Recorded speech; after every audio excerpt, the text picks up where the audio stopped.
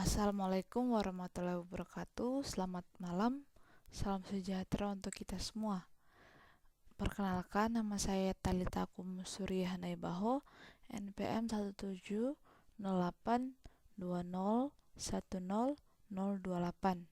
Di sini saya akan menjelaskan tugas data mining terkait classification atau tugas modul 4.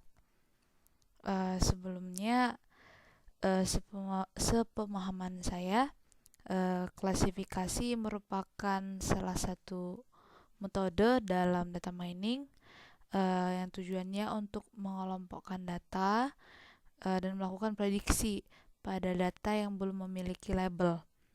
Jadi klasifikasi ini tergolong dalam supervised learning yang sederhananya memerlukan data training dan data testing.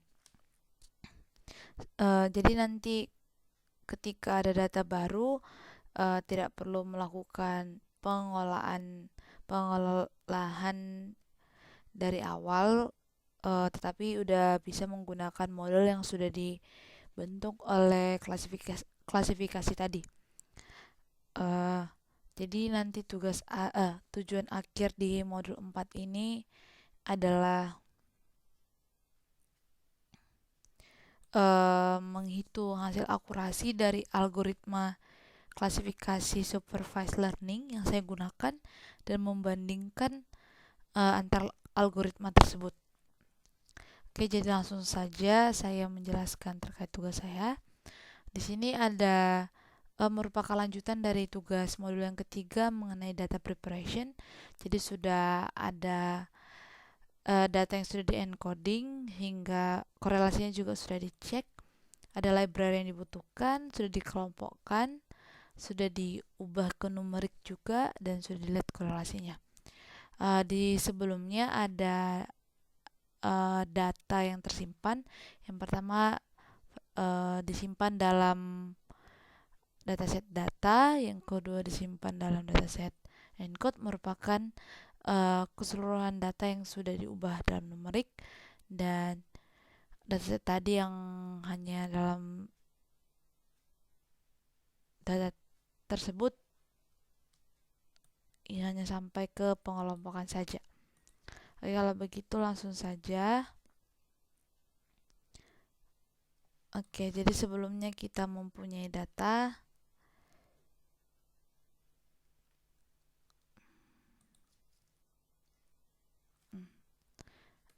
Ada data.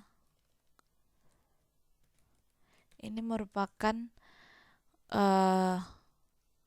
kumpulan data ketika dia hanya dikelompokkan saja, tapi belum di encoding. Ini merupakan data saya yang sudah di encode.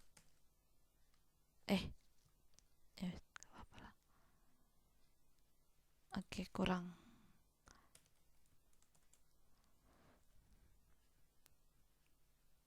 Nah, ini sudah diubah ke numerik semua. Jadi saya akan menggunakan data encode ini, akan saya ambil datanya, saya masukkan ke dalam data class. Data encode, data class, agar ketika nanti jika ada keperluan selanjutnya tidak perlu bingung untuk melihat datanya. Oke, jadi ini yang akan saya gunakan seterusnya untuk menghitung akurasinya. Oke, sebelumnya saya akan mengecek dulu dari panduan yang pertama itu apa saja kolom dipergunakan, skenario apa yang diambil ketika ada kolom yang mengandung outlier atau missing value. Jadi saya akan mengecek info dari data class dulu. Mohon maaf jika agak sedikit lemot.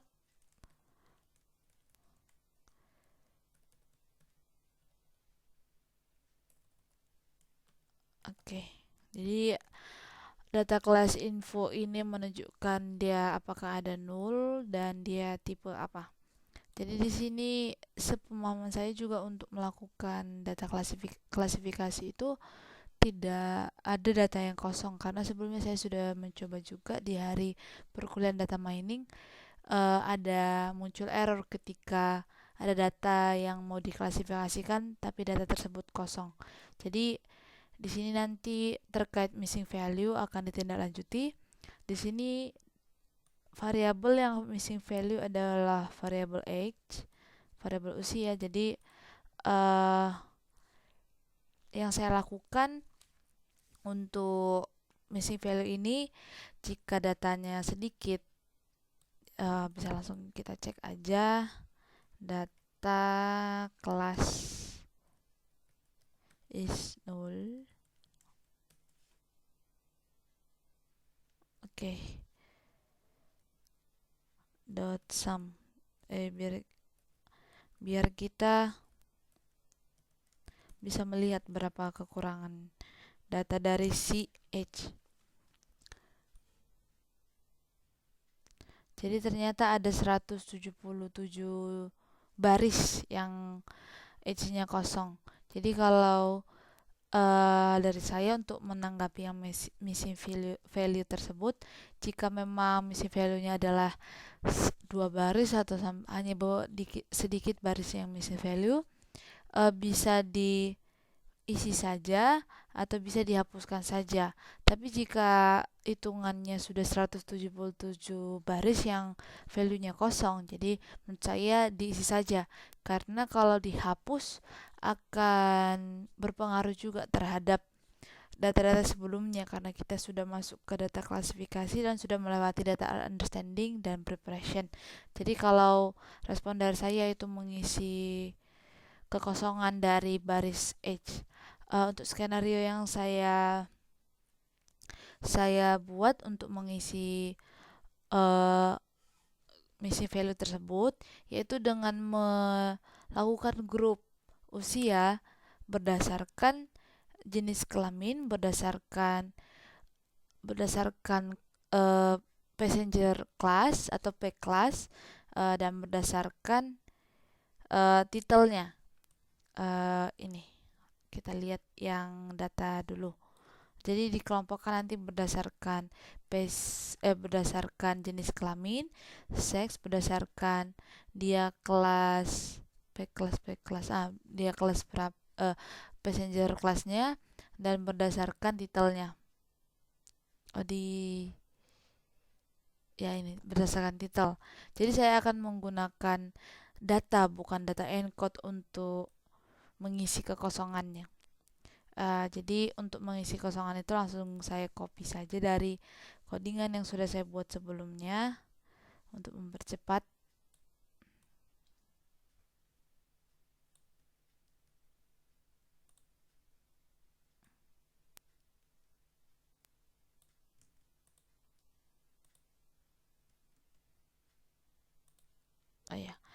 Mungkin agak kurang sedikit, satu lagi keterangannya dan titel. Oke. Jadi nanti yang diambil di sini adalah nilai rata-rata ketika sudah dikelompokkan. Umur sudah dikelompokkan berdasarkan seks, P class, dan titel. Jadi saya run saja dulu. Oke, sudah bisa. Jadi untuk melihat hasilnya, coba saya lihat min age. Semoga muncul. Nah, ya.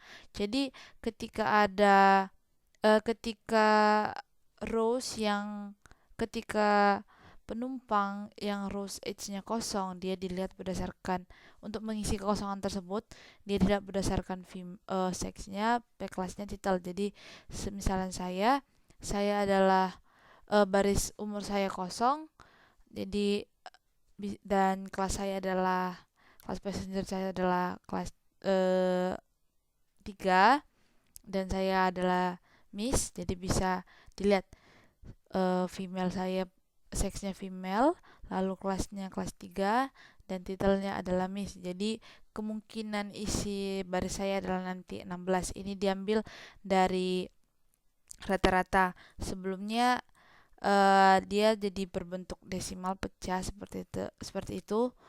Cuman karena saya menambahkan fungsi round, akhirnya dibulatkan nilainya jadinya. Karena menurut saya jikalau usia tidak ada yang berkoma-koma. Jadi memang 31 31 ya 31, tidak ada 31,2 seperti itu. Nah, ketika oke, selanjutnya kita akan memasukkan H ini kepada data H yang kosong barisnya. Oke.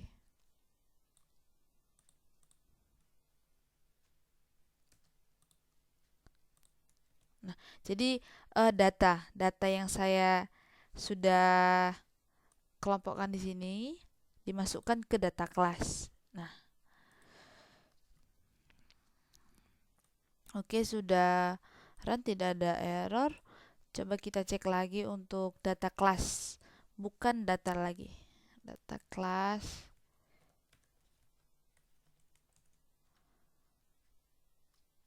Oke.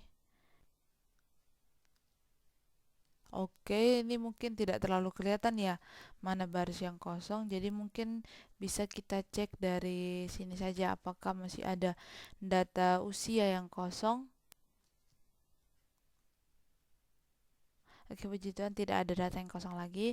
Jadi cara saya untuk menanggapi missing value ya seperti itu, melihat total jumlah baris yang kosong terlebih dahulu dan apakah dia berpengaruh.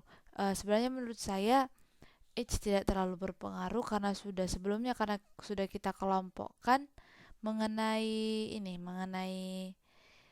apa namanya, mengenai passenger type. Ada yang infant hingga senior ya, yang sebelumnya dikerjakan di data preparation. Jadi sebenarnya menurut saya H walaupun dihapus tidak terlalu terlihat pengaruhnya, tapi kita tetap bawa saja karena mungkin hipotesis saya dengan yang melihat data perspektif orang lain berbeda. Jadi data H tetap saya bawa untuk dalam pengklasifikasiannya nanti. Oke, ketika datanya sudah selesai dan tidak ada nul lagi, saya akan mulai ke klasifikasinya langsung. Jadi saya akan pertama akan mengimport library. Import library yang saya butuhkan. Oke, ini saya langsung copy saja. Di sini import matrix ini berfungsi untuk jika ada per matrixan nanti untuk akurasi, untuk menghitung akurasi juga. Dan di sini ada train test split untuk membagi data dalam train dan tes, karena nanti akan kita pecah berapa persen untuk train, berapa persen untuk tes. Oke, kita run saja. Oke, tidak ada error. Lanjut, kita langsung memecahkan, membagi lah istilahnya, ada memisahkan kolom untuk kolom yang dia khusus variabel target, dan satu lagi adalah atribut-atribut lainnya yang bukan atribut target. Jadi nanti di X data ini merupakan atribut dan di Y data ini merupakan label atau biasa kita sebut juga class atau kita sebut juga target. Itu target kita adalah atribut survive, yang di X data ini adalah atribut di luar survive. Jadi dari pack class hingga royalty. Oke, tidak ada error. Jadi langsung kita lanjutkan ke membagi data untuk training dan test set. Oke, di sini juga saya copy saja. Jadi di sini nanti untuk susunannya dibagi data untuk data dari sini ya. Data X untuk train, data X test, data Y train, data Y test, dan pemecahannya itu yaitu untuk test size-nya adalah 30% atau 0,3. otomatis untuk trend size-nya adalah 0,7 atau 70%. Di sini kita menggunakan random state satu, berarti nanti untuk pengambilan datanya itu secara acak. Oke, kita run saja. Oke, ketika tidak ada error, kita akan melanjutkan ke ketika kita sudah membagi fungsinya, membangun model. Jadi di sini untuk algoritma klasifikasi itu yang saya tahu ada beberapa model yang dapat digunakan algoritmanya, yaitu linear regression, nearest neighbor, Gaussian naive Bayes, decision tree, support vector machine, random forest, dan masih banyak lagi sepertinya. Tapi yang saya tahu itu. Jadi di sini nanti saya akan menggunakan 3 algoritma. Yang pertama, satu algoritma itu decision tree yang sudah dijelaskan di modul ini, dan 2 lagi yaitu Gaussian naive Bayes dan nearest neighbor. Oke, yang pertama saya akan menggunakan decision tree terlebih dahulu. Mungkin kita bisa decision tree. Oke, untuk import untuk library yang kita butuhkan, oh ya, sebelumnya Ini tidak ada di modul dan saya tidak terlalu yakin apakah penggunaannya ini benar atau tidak. Cuman saya menemukan untuk fungsi scalar. Jadi yang saya baca, fungsi scalar ini adalah menyamaratakan standar skala dari variabel-variabel kita. Jadi ketika ada variabel atau atribut yang nilainya hitungannya dalam bentuk persen, ada yang hitungannya dalam bentuk rupiah, jadi nanti disamaratakan oleh fungsi ini. Jadi dengan skala yang sama seperti itu. Mungkin tidak terlalu berpengaruh atau mungkin berpengaruh, tapi menurut saya sedikit berpengaruh karena di sini skalanya yang digunakan kita sedikit berbeda. Di sini kan skalanya mungkin skala mata uang di negara tersebut, dan di sini adalah skala untuk pengelompokan encode-nya saya di 0, 1, 0, 1, 0, 1 seperti itu. Jadi menurut saya mungkin ini penting untuk standarisasi skalanya. Oke, tidak ada error. Selanjutnya kita masuk ke penggunaan model dari decision tree. Kita mengimport library apa yang dibutuhkan di Oke.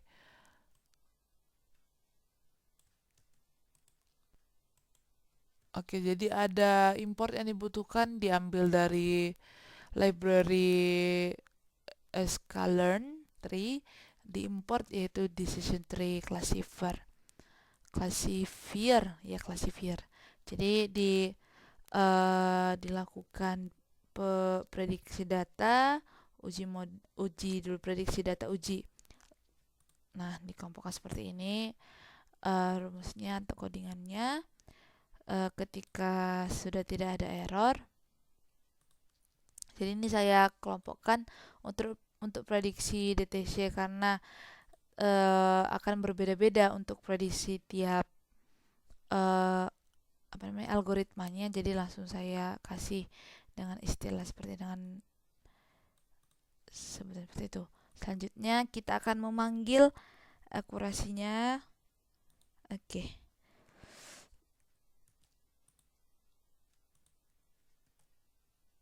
Jadi di sini untuk menghitung ada dari library juga. Accuracy score ini merupakan fungsi yang ada dari library. Jadi di sini menghitung berapa prediksi, berapa persenan prediksi akurasinya terhadap data y-testnya. Ya, kalau tadi y kan berarti dia itu data target terhadap data target prediksi terhadap data yang asli gitu. Jadi berapa akurasinya, Berarti istilahnya seperti prediksi terhadap aktual, seberapa akurasinya. Oke, kita run saja dan dapatlah hasilnya 75%, 75 sekian. Jika dibulatkan mungkin 76%. Oke, begitu untuk decision tree. Kita mendapatkan nilai sebesar ini. Selanjutnya kita akan saya akan ke Naive Bayes.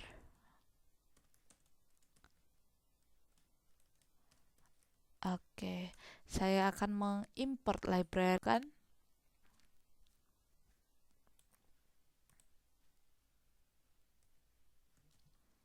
Oke, aduh. Oke, Bayes bukan Bayer ya. Bayes.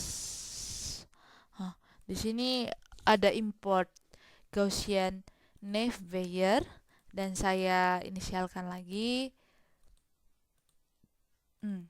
Fungsi fit di sini untuk training modelnya, dan di sini saya inisialkan lagi untuk y prediksinya. Oke, kita run. Oke, sudah tidak ada error. Selanjutnya kita panggil saja untuk si prediksinya. Ini saja kita copy. Akurasi decision tree NB, langsung NB saja atau Naive Bayes. Ya prediksi NB. Jadi seperti tadi, berapa prediksi data ke data test, prediksi ke aktual yang di data test. Oke, seperti itu. Kita run dan kita lihat berapa hasilnya. Oke, dan hasilnya adalah 75%. Saya kurang paham sih kenapa dia memang bulat, atau mungkin sudah fungsi dari Naive Bayes-nya bahwa fungsi aslinya akan bulat ya. Oke, selanjutnya terakhir saya menggunakan algoritma Nearest-Nickbor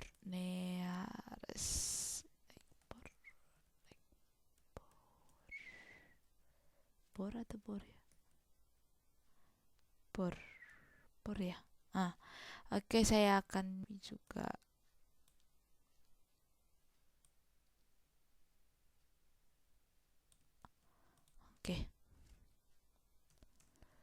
ini adalah library yang dibutuhkan. Jadi sepertinya memang untuk menghitung akurasi sesimpel ini ya untuk codingannya, tinggal mengimport algoritmanya. Seperti ini, tree classifier, Gaussian NB, dan di sini ada K-Nickbor classifier. Oke, di sini hampir sama juga untuk susunannya, hampir sama dengan sebelum-sebelumnya. Jadi tinggal kita run saja. Oke, tidak ada error.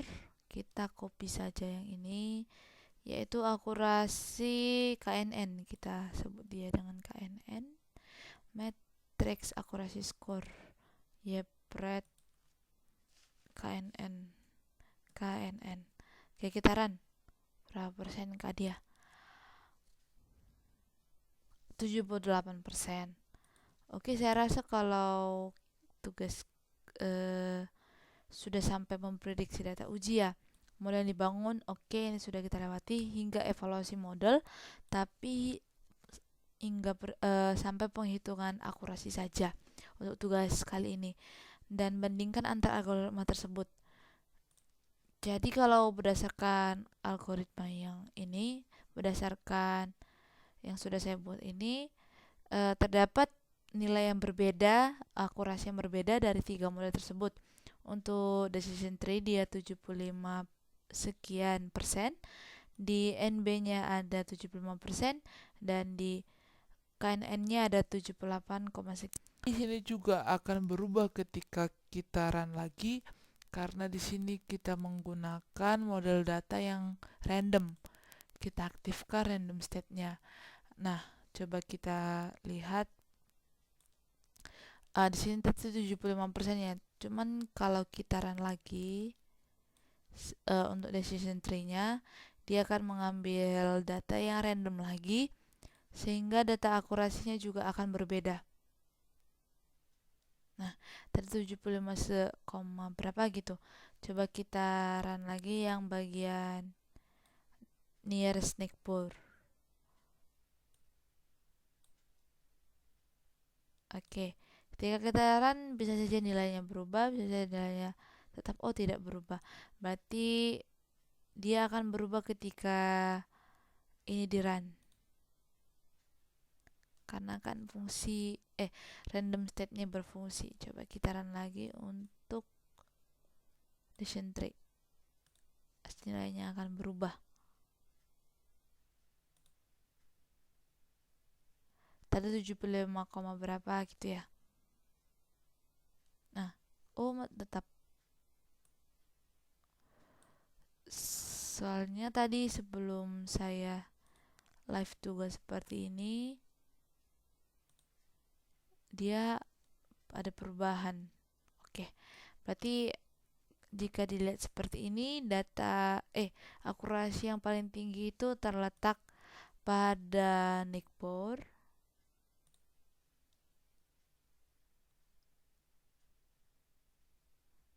Turun lagi kan, jadinya turun lagi kan karena sudah saya aktifkan lagi yang random state-nya ini tadi.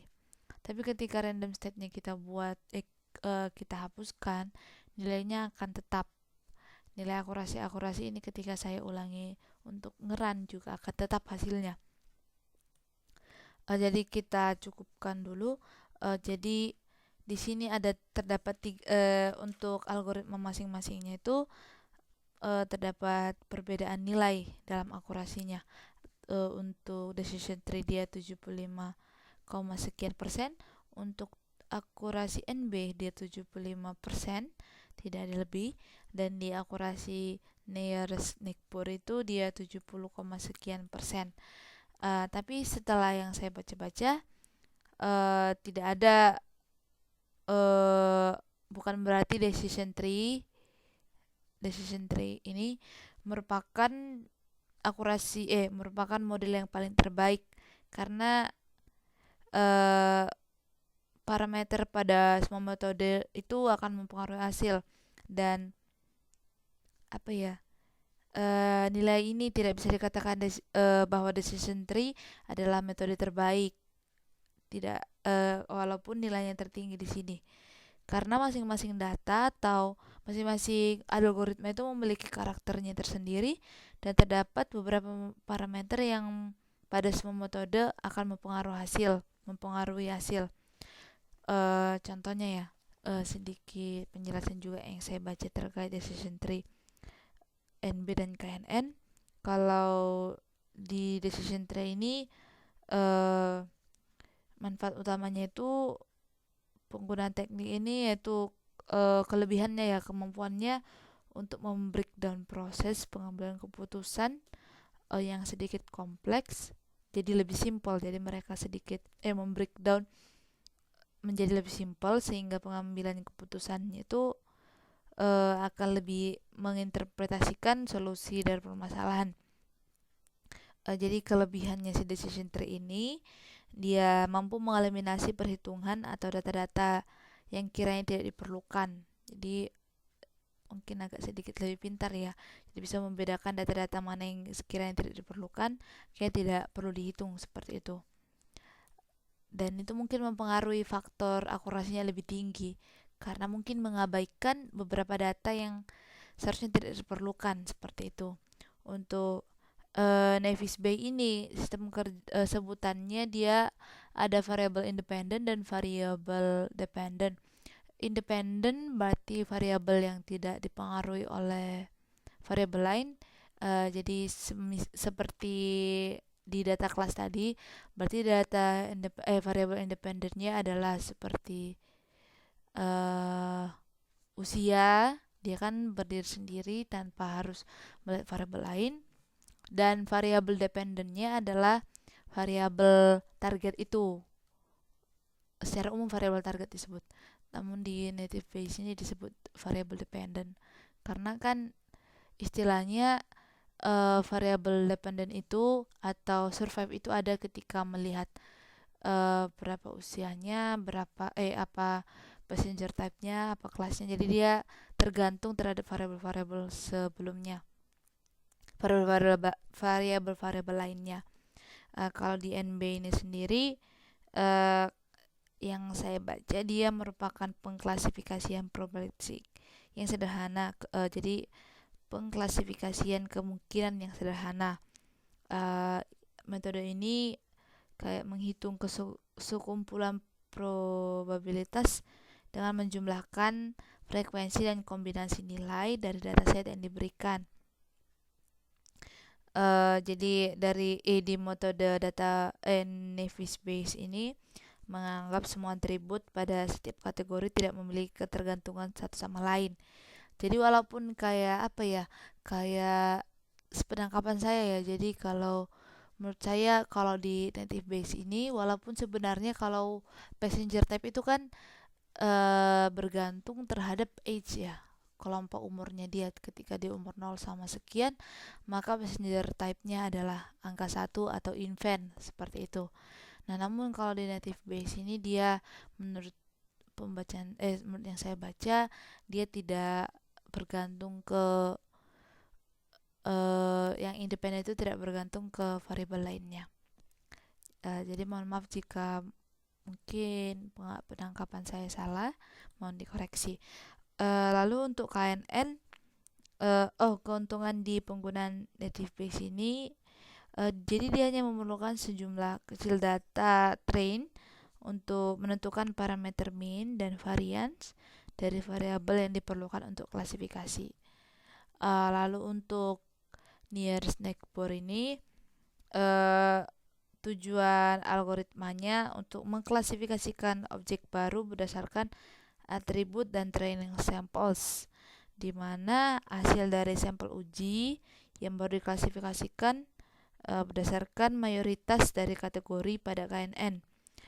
Pada proses pengklasifikasiannya, algoritma ini tidak menggunakan model apapun untuk dicocokkan dan hanya berdasarkan memori. Algoritma KNN ini menggunakan klasifikasi ketetanggaan sebagai nilai prediksi dari sampel uji yang baru.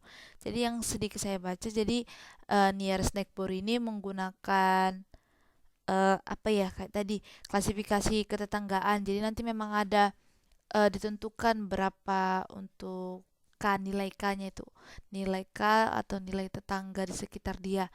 Jadi ketika ada data baru, ada kaitannya nanti dengan nilai tetangga. Dia dilihat tergolong nggak di dalam istilah rumpun tetangga tersebut. Ketika iya, maka dia masuk, nilai targetnya dia tuh berdasarkan pengelompokan tetangga tadi. Begitu sih yang saya baca mengenai nearest neighbor. Jadi jika ada kesalahan mohon koreksinya juga. Jadi untuk kesimpulan dari penggunaan 3 algoritma ini yang saya baca dan yang saya pahami, tidak bisa dikatakan metode terbaik ya salah satunya, karena karena untuk melakukan klasifikasi ini masing-masing data memiliki karakter tersendiri dan terdapat beberapa parameter pada semua metode yang akan mempengaruhi hasil. Contohnya pada KNN akan bergantung dengan jumlah n. Tapi di sini tidak saya masukkan jumlah n-nya karena yang saya baca juga nilai default-nya itu adalah 5 n neighbor-nya itu 5 nilai default-nya. Jadi tidak saya masukkan karena saya juga kurang paham untuk menentukan nilai n tersebut. Untuk itu contohnya tadi pada KNN bergantung dengan jumlah n-nya. Pada decision tree akan bergantung pada si kriterionnya. Jadi sebenarnya di sini bisa ditambahkan kriterion juga, dalam kurung kriterion dan memilih kriterion apa. Nah, yang digunakan. Jadi memang tergantung karakter-karakter dari setiap algoritmanya berbeda, uh, makanya hasilnya juga berbeda dan tidak ada yang terbaik, tergantung kebutuhan si pengguna menurut saya. Kalau decision tree sendiri berkonsep mengubah data menjadi hierarki dan aturan-aturan keputusan. Oleh karena itu, dari ketiga model ini, ketiga algoritma ini, perlu dilakukan pertimbangan dalam menentukan parameter yang digunakan, tergantung kebutuhan dan mungkin referensi-referensi sebelumnya paling sering menggunakan algoritma apa untuk menentukan, seperti studi kasus tren tersebut, atau mungkin studi kasus penentuan dia termasuk kelompok bunga apa, seperti itu. Jadi demikian menurut saya. Tidak ada tidak ada algoritma terbaik, semua tergantung kebutuhannya dan tergantung pengalaman-pengalaman penggunaannya. Jadi saya sudah menjelaskan perbandingan antara algoritma tersebut hingga decision tree-nya juga. Jadi sekian penjelasan dari saya. Demikian penjelasan dari saya terkait tugas modul 4 mengenai classification. Jika ada salah kata dan kurang pemahaman dari saya, mohon koreksinya dan mohon dimaafkan. Terima kasih. Wassalamualaikum warahmatullahi wabarakatuh. Shalom, salam sejahtera untuk kita semua.